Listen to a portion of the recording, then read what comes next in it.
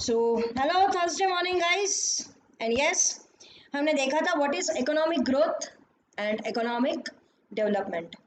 Economic growth क्या है? Quantity में नंबर्स में इंक्रीज होता है। और इकोनॉमिक डेवलपमेंट क्या है? क्वालिटी में इंक्रीज होना। दोनों भी इंपॉर्टेंट है। आप बोलोगे मैम क्वालिटी होना चाहिए क्वांटिटी नहीं भी हो, ऐसा नहीं होता है। क्वालिटी के साथ अगर क्वांटिटी नहीं बना तो इसका मतलब कि क्वालिटी खराब है। समझ में आ रहा है क्या? तो ये दोनों भी हम देखेंगे, इकोनॉमिक ग्रोथ भी देखेंगे और इकोनॉमिक डेवलपमेंट भी हम देखेंगे गाइस। ठीक है, now distinguish between economic growth and economic development.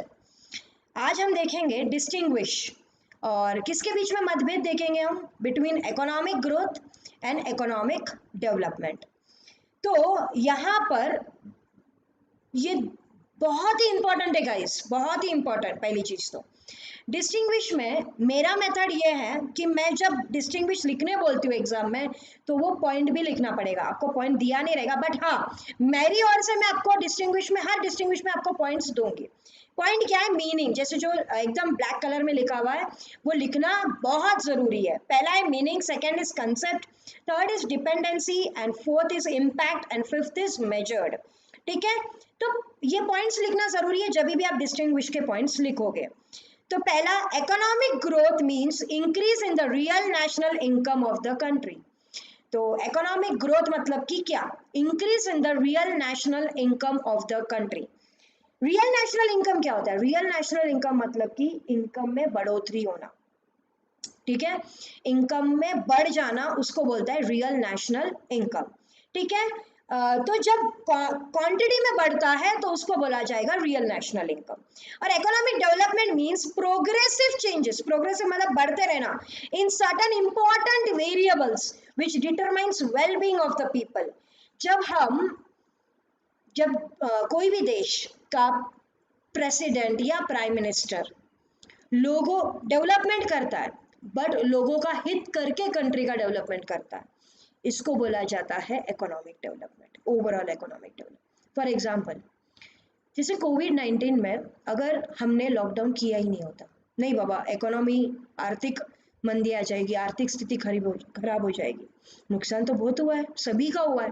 ठीक है, अगर बंद नहीं किया होता, मरने दो लोगों को, तो क्या हम इकोनॉमिक ग्रो डेवलपमेंट कर रहे हैं क्या? नहीं।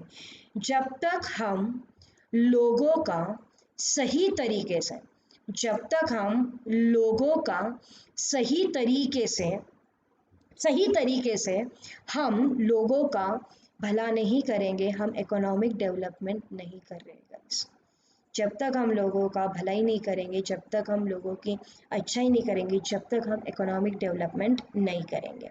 ठीक है, तो इकोनॉमिक्स में economic development means progressive changes. Concept, it is an arrow concept. Economic growth सिर्फ क्वांटिटी बताता है।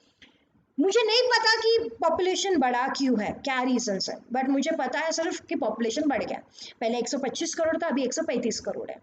ठीक है, ये हुआ इकोनॉमिक ग्रोथ। तो इकोनॉमिक ग्रोथ नैरो कंसेप्ट है, छोटा कंसेप्ट है। Economic development is a quantitative, और हम बोल सकते हैं कि क्वालिटेटिव कंसेप्ट, या फिर ये बताता है वाइडर कंसेप्ट। ठीक है, ये वाइडर कंसेप्ट है, क्वालिटेटिव कंसेप्ट है, इफिशिएंसी बताता है ये। ठीक है, थर्ड, डिपेंडेंसी।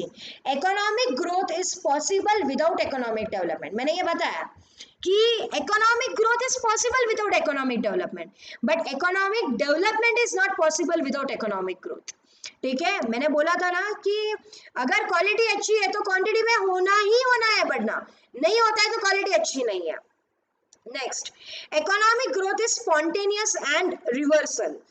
तो यस, स्पॉन्टेनियस मतलब जल्दी जल्दी होगा। ठीक है, ग्रोथ इमीडिएट समझ में आती, बट क्वालिटी हमको टाइम लगता है। Economic development is deliberate and irreversible. जब कोई चीज में हम वेलफेयर करते हैं तो वो लॉन्ग टर्म इम्पैक्ट होगा। ठीक है, हम कोई चीज में इफिशिएंसी लाते हैं, लॉन्ग टर्म इम्पैक्ट होगा। जैसे कोविड का 1 दिन या 2 दिन या 2 महीने के लिए इम्पैक्ट नहीं होगा, ये 2 से 3 साल का इम्पैक्ट होगा। तो जब भी कुछ होता है, कुछ चेंजेस आते हैं इकोनॉमी में, जब उसका लॉन्ग टर्म इम्पैक्ट होगा तो वो बोलेंगे इकोनॉमिक डेवलपमेंट। बल्कि इम्पैक्ट इसका स्पॉन्टेनियस या इमीडिएट दिखेगा आपको। आर्थिक स्थिति बढ़ी, आर्थिक स्थिति कम हुई, इमीडिएट समझ में आएगा। Measured, it is measured in terms of national income. Yes, हम नेशनल इनकम को जब काउंट करते हैं तो हम बोलते हैं कि इकोनॉमिक डेवलपमेंट। फॉर एग्जांपल, अगर नेशनल इनकम बढ़ता है तो इकोनॉमिक डेवलपमेंट, नेशनल इनकम कम होता है तो इकोनॉमिक डेवलपमेंट नहीं हुआ। It is measured in terms of agriculture productivity. और फिर हम देखते हैं कि कौन से सेक्टर्स में बढ़ा है इकोनॉमी, कौन से सेक्टर्स में लैकिंग है, ठीक है, क्यों लैकिंग है, फिर मेजर्स लो तो ये पता करते हैं इकोनॉमिक डेवलपमेंट। तो पहला है meaning, second is concept, third is dependency, fourth is impact and fifth is measured. ठीक है, पहला क्या है meaning, second is concept, third is dependency, fourth is impact and fifth is measured. तो ये हमने देखा distinguish between economic growth and economic development, हमने ये कंप्लीट किया। यहाँ पर गाइस ये चैप्टर कंप्लीट होता है, बट हमने ये चैप्टर्स में क्या क्या देखा एक बार हम पूरा रिव्यू करते हैं। रिवीजन नहीं बोल रही हूँ मैं, सिर्फ रिव्यू। हमने यहाँ ये चैप्टर में देखा है, जस्ट अ मिनट गाइस, हमने स्टार्ट किया था ये चैप्टर, हमने देखा कि economic is divided into two parts, micro and macro. ठीक है, और माइक्रो क्या है, according to Kenneth Boulding, macro economics the study of particular firms, particular household, individual prices, wages, income, individual industry, particular commodities. Next हमने देखा कि क्या होता है basic concepts of micro economics. Microeconomics, wants are unlimited, wants are recurring in nature, wants differ from gender, ठीक है, wants differ due to preferences, wants differ due to seasons, wants differ due to culture। तो ये हमने देखा। फिर हमने देखा classification of wants economic, non economic, individual wants and collective wants। फिर हम देखेंगे necessity, comfortable goods and luxurious goods. ये हमने देखा कि नेसेसिटी क्या होता है, कंफर्टेबल गुड्स क्या होता है, लग्जरियस गुड्स क्या होता है। ठीक है, नेक्स्ट हमने देखा उसके बाद गुड्स एंड सर्विसेज।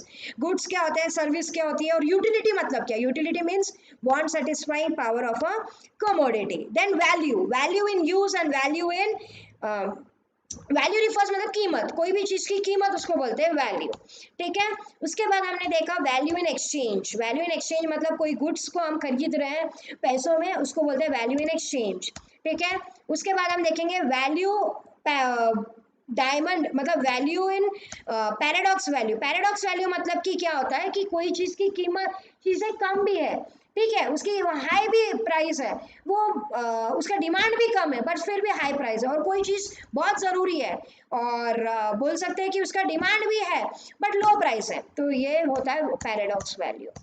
फिर हमने देखा wealth refers to anything which has market value and can be exchange for money. It possess utility, scarcity, transferability and externality. So what is utility? Utility means one satisfying power of a commodity. Utility means a commodity must have the capacity to satisfy human wants. Externality matlab a goods is transferred only if the external to human body like chair, bag, etc. Third, scarcity. Scarcity means goods whose supply is scarce as compared to demand for which it is paid. All economic goods are scarce.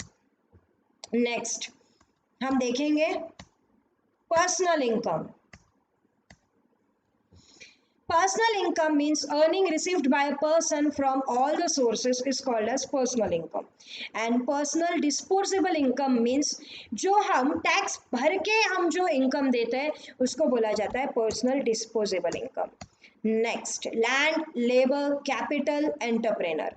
ये हमने देखा factors of production. Land natural factor है, capital man made factor है, फिर उसका human factor labour है, और entrepreneur को प्रॉफिट मिलता है। ठीक है, फिर हमने देखा मैक्रो इकोनॉमिक्स। मैक्रो इकोनॉमिक्स में हमने देखा नेशनल इनकम कंसेप्ट, हमने देखा सेविंग्स, हमने देखा इन्वेस्टमेंट, हमने देखा ट्रेड साइकिल्स, और उसके बाद हमने देखा economic growth and economic development.